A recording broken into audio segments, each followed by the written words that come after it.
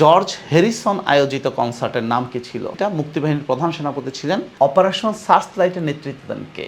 ভারত কত তারিখে বাংলাদেশকে স্বীকৃতি দেয়? আউযুবিল্লাহি মিনাশ শাইতানির রাজিম, বিসমিল্লাহির রহমানির রহিম। আসসালামু আলাইকুম। আশা করি সবাই ভালো আছো।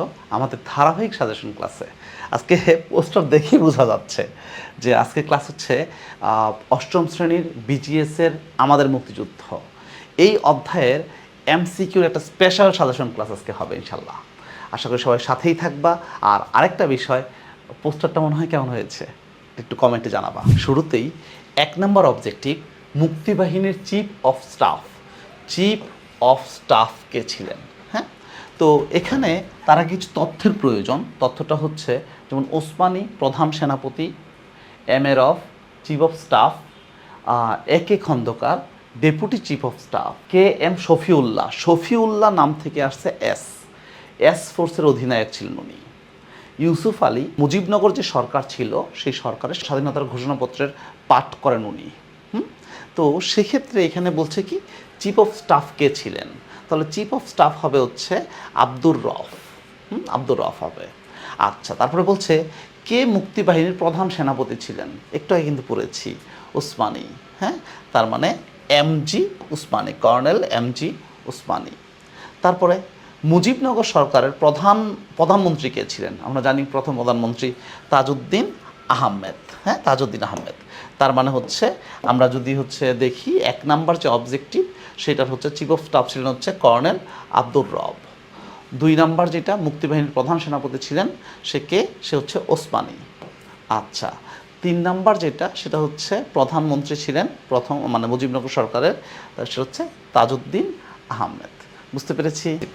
এস ফোর্সের অধিনায়ক কে ছিলেন? তো এস ফোর্স আমি তো বলছিলাম এস, তার মানে হচ্ছে শফিউল্লাহ। হ্যাঁ, এটার আনসার হবে হচ্ছে শফিউল্লাহ। তারপর যদি দেখি মার্ক টেলি, উনি আসলে কে? উনি আসলে মার্ক টেলি যদি খেয়াল করি, উনি ব্রিটিশ সাংবাদিক ছিলেন যিনি দীর্ঘদিন বিবিসিতে জব করেন। হ্যাঁ, বিবিসিতে জব করেন। তার মানে মার্ক টেলি ছিলেন কি সাংবাদিক। হ্যাঁ, একজন সাংবাদিক ছিলেন, এটা কারেক্ট হবে। নেক্সট, জর্জ হ্যারিসন আয়োজিত কনসার্টের নাম কি ছিল? আমরা জানি জর্জ হ্যারিসন নিউ ইয়র্কে একটা কনসার্ট করেন বাংলাদেশের উদ্দেশ্যে। তার মানে সেই কনসার্টের নাম ছিল কনসার্ট ফর বাংলাদেশ। হ্যাঁ, কনসার্ট ফর বাংলাদেশ।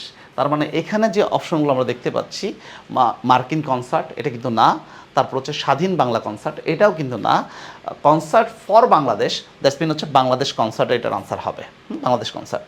তাহলে আমরা যদি খেয়াল করি এই অবজেক্টিভগুলা, এস ফোর্সের ছিলেন শফিউল্লাহ, মার্ক টেলি একজন সাংবাদিক, আর জর্জ হ্যারিসন আয়োজিত কনসার্টের নাম বাংলাদেশ কনসার্ট। বুঝতে পেরেছি। এর পরবর্তী অবজেক্টিভ 7 নাম্বার, ঢাকার বাহিরে অপারেশন সার্চলাইটের নেতৃত্ব দেন কে? তো এখানে বেশ কয়েকটা অপশন আছে, টিক্কা খান, জুলফিকার আলী ভুট্টু, ইয়াহিয়া খান, খাদিম হোসেন রাজা। হ্যাঁ, তো এইখানে খেয়াল করতে হবে টিক্কা খান ছিলেন পূর্ব পাকিস্তানের গভর্নর। আচ্ছা, আর তোমার জুলফিকার আলী ভুট্টু ছিলেন রাজনৈতিক নেতা। হ্যাঁ, রাজনৈতিক নেতা। আর ইয়াহিয়া খান উনি ছিলেন সার্চলাইটের মূল নির্দেশদাতা।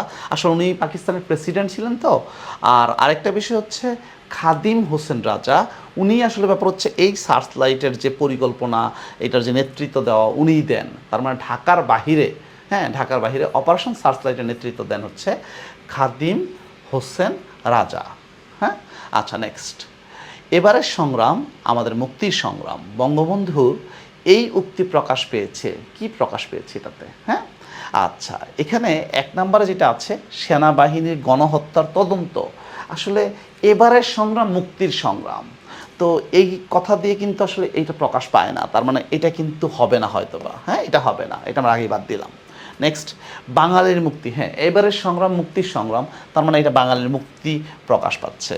তারপরে তো বাঙালির মুক্তি কখন হবে? স্বাধীনতার যখন ডাক হবে, তার মানে ওই সময়টা স্বাধীনতার ডাক দেওয়ার জন্যই আসলে বাঙালির মুক্তি যেন আমরা পাই। হ্যাঁ, বাংলাদেশ যেন স্বাধীনতার দিকে অগ্রসর হয়, এই জন্যই আসলে বাঙালির স্বাধীনতার ডাক দেওয়া হয়েছে এই উক্তির মাধ্যমে। তার মানে কিন্তু এইটাও কারেক্ট। তার মানে উত্তর কি আসতেছে? উত্তর আসতেছে 2 আর 3। তার মানে এইটা হচ্ছে উত্তর। তাহলে আমরা যদি একটু খেয়াল করি, ঢাকার বাইরে অপারেশন সার্চলাইট, যেটা হচ্ছে কে, রাজা খাদিম হোসেন রাজা।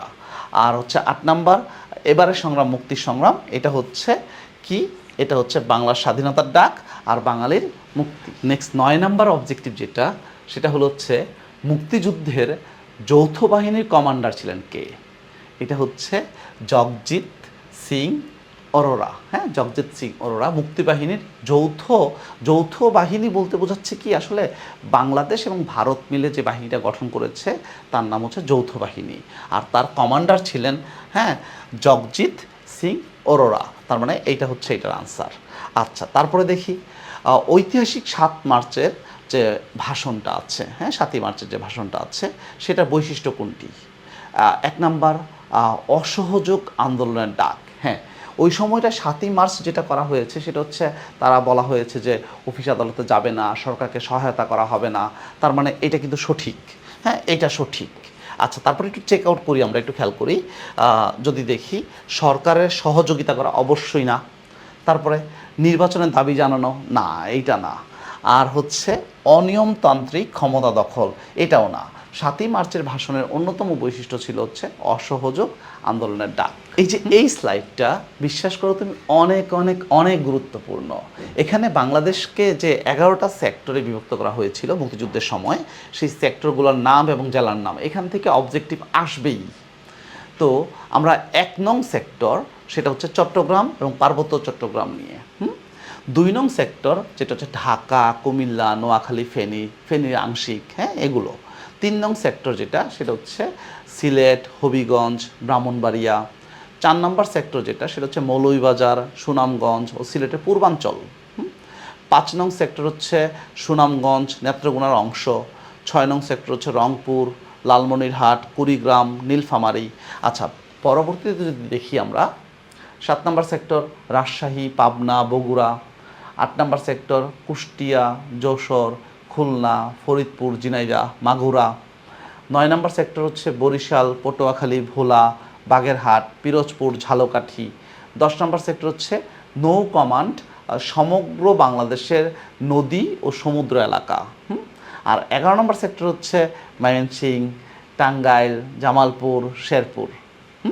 বুঝতে পেরেছি ইনশাল্লাহ। তাহলে সেক্টরগুলোকে যদি একটু সংক্ষেপে দেখি, তাহলে হচ্ছে পাবনা হচ্ছে 7 নম্বর সেক্টরে, ঢাকা হচ্ছে 2 নম্বর সেক্টরে, চট্টগ্রাম হচ্ছে 1 নম্বর সেক্টরে, সিলেট হচ্ছে 3 নম্বর 4 নম্বর সেক্টরে, রংপুর 6 নম্বর সেক্টরে, বরিশাল 9 নম্বর সেক্টরে, ময়মনসিংহ 11 নম্বর সেক্টরে, খুলনা, যশোর, কুষ্টিয়া এগুলো হচ্ছে 8 নম্বর সেক্টরে। এরপর যদি আমরা খেয়াল করি, 11 নম্বর অবজেক্টিভ যেটা, সেটা হচ্ছে রহিমের দাদু পাবনা জেলার মুক্তিযুদ্ধে অংশগ্রহণ করেন। পাবনা জেলার কথাটা খেয়াল রাখবা, পাবনা জেলার হ্যাঁ মুক্তিযুদ্ধে অংশগ্রহণ করেন। তিনি কত নম্বর সেক্টরে যুদ্ধ করেছিলেন? আর আমরা জানি হচ্ছে পাবনা কয় নম্বর সেক্টরে? পাবনা হচ্ছে 7 নং সেক্টরে। তাহলে এটার আনসার হবে হচ্ছে গ। নেক্সট, বাংলাদেশ ও ভারত কত তারিখে যৌথ বাহিনী গড়ে তোলে? তো এইটা বাংলাদেশ ও ভারত হচ্ছে কত তারিখে? সেটা হচ্ছে 21 নভেম্বর 1971। 21 নভেম্বর 1971 সালে যৌথ বাহিনী গড়ে ওঠে। আচ্ছা, তারপর স্বাধীন বাংলা বিপ্লবী বেতার কেন্দ্রের পূর্ব নাম কী ছিল? কালুরঘাট সম্প্রচার কেন্দ্র, কালুরঘাট সম্প্রচার কেন্দ্র, কালুরঘাট সম্প্রচার কেন্দ্র। বুঝতে পেরেছি। এরপরের অবজেক্টিভ, ক ব্যক্তি মুক্তিযুদ্ধের সময় মেহেরপুরে যুদ্ধ করেন? তো মেহেরপুরে যুদ্ধ করছে।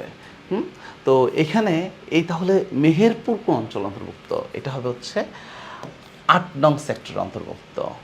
8 নং সেক্টর অন্তর্ভুক্ত, তার মানে ঘ হচ্ছে এটার আনসার। নেক্সট, যৌথ বাহিনীর সর্বাধিনায়ক কে ছিল? এই যে এই কথাটা একটু খেয়াল রাখবা, সর্বাধিনায়ক।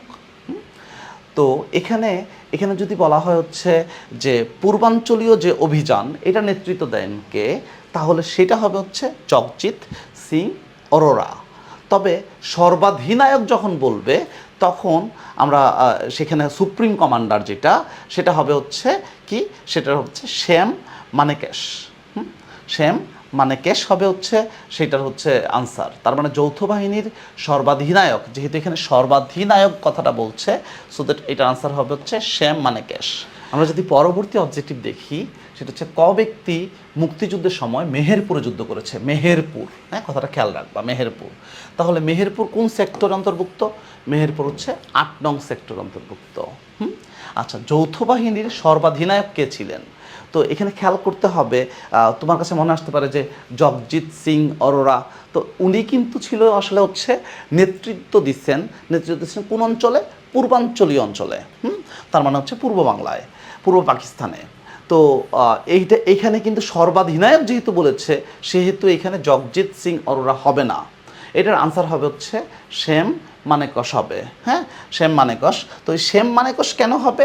উনি ছিল হচ্ছে সুপ্রিম কমান্ডার, উনি ছিল সুপ্রিম কমান্ডার যৌথ বাহিনীর। তার মানে এইটার আনসার হচ্ছে শ্যাম মানেকশ, আর এইটা হচ্ছে 8 নং সেক্টর। বুঝা গেছে? পরবর্তী অবজেক্টিভ যদি দেখি, 16 নম্বর অবজেক্টিভ, ডাক্তার মালিকের মন্ত্রিসভা কার্যকর ছিল। ডাক্তার মালিকের মন্ত্রিসভা কার্যকর ছিল ক নাম্বারে ছিল হচ্ছে 14 সেপ্টেম্বর থেকে 14 নভেম্বর, না 14 সেপ্টেম্বর থেকে 14 ডিসেম্বর, 14 সেপ্টেম্বর না, 14 ডিসেম্বর পর্যন্ত। তবে সেটা শুরু হয়েছিল হচ্ছে 17 সেপ্টেম্বর থেকে। তার মানে 17 সেপ্টেম্বর থেকে 14 ডিসেম্বর, এইটা হচ্ছে তার আনসার। নেক্সট, মুক্তিযুদ্ধ চলাকালীন জাতিসংঘে কতটি দেশের প্রতিনিধি বাংলাদেশের সমস্যা নিয়ে আলোচনা করে? তো তার মানে যখন মুক্তিযুদ্ধ চলতেছিল তখন জাতিসংঘের কয়টা দেশের প্রতিনিধি এই সমস্যা নিয়ে আলোচনা করেন? এটা হচ্ছে 47টি হবে এটার উত্তর। হ্যাঁ, 47টি। নেক্সট, বাংলাদেশের স্বাধীনতা যুদ্ধে কতজন ভারতীয় অফিসার ও জওয়ান প্রাণ বিসর্জন করেন? বাংলাদেশের স্বাধীনতা যুদ্ধে প্রায় 3900, হ্যাঁ 3900 3900 উপরে হবে, উপরে ভারতীয় যে ভারতীয় অফিসার এবং জওয়ানরা হচ্ছে প্রাণ বিসর্জন করেন। তার মানে এখানে আনসারটা হচ্ছে যেটা কাছাকাছি, তার মানে 4000 এখানে আনসার হচ্ছে। নেক্সট, ভারত কত তারিখে বাংলাদেশকে স্বীকৃতি দেয়? ভারত হচ্ছে 6 ডিসেম্বরে, ভারত 6 ডিসেম্বরে বাংলাদেশকে স্বীকৃতি দেন। বুঝতে পেরেছি? আচ্ছা, এরপরের অবজেক্টিভ সেটা কি? যুদ্ধের সময় আফসার ব্যাটালিয়ন কোন এলাকায় ঘুরে ওঠে? তো যুদ্ধের সময় আফসার ব্যাটালিয়ন সেটা হচ্ছে ময়মনসিংহ অঞ্চলে। তার মানে ময়মনসিংহ অঞ্চলে হলে সিরাজগঞ্জ পাবনা এটা হবে না, গোপালগঞ্জ বরিশাল এটাও হবে না, তারপর হচ্ছে মানিকগঞ্জ মাগুরা এটাও কিন্তু হবে না। উত্তর হচ্ছে ভালুকা ময়মনসিংহ। ভালুকা ময়মনসিংহ হচ্ছে এটার আনসার। নেক্সট, 21 নাম্বার, কখন গণপ্রজাতন্ত্রী বাংলাদেশ সরকার, তার মানে মুজিবনগর সরকার শপথ গ্রহণ করে? একটা কথা খেয়াল রাখবা, এই মুজিবনগর সরকারটা গঠিত হয়েছিল হচ্ছে 10 এপ্রিল 1971। তবে শপথ কিন্তু 10 এপ্রিলে হয়নি। তোমরা দেখো না, বাংলাদেশে যখন নির্বাচন হয় তখন দেখা যায় কি যে নির্বাচন হলেও শপথ কয়েকটা দিন পরে হয়। ঠিক এরকম শপথ গ্রহণ করে হচ্ছে 17 এপ্রিল 1971। ঠিক আছে ইনশাআল্লাহ। তার মানে এটার আনসার হচ্ছে 17 এপ্রিল 1971। আচ্ছা, তাহলে এই পর্যন্ত।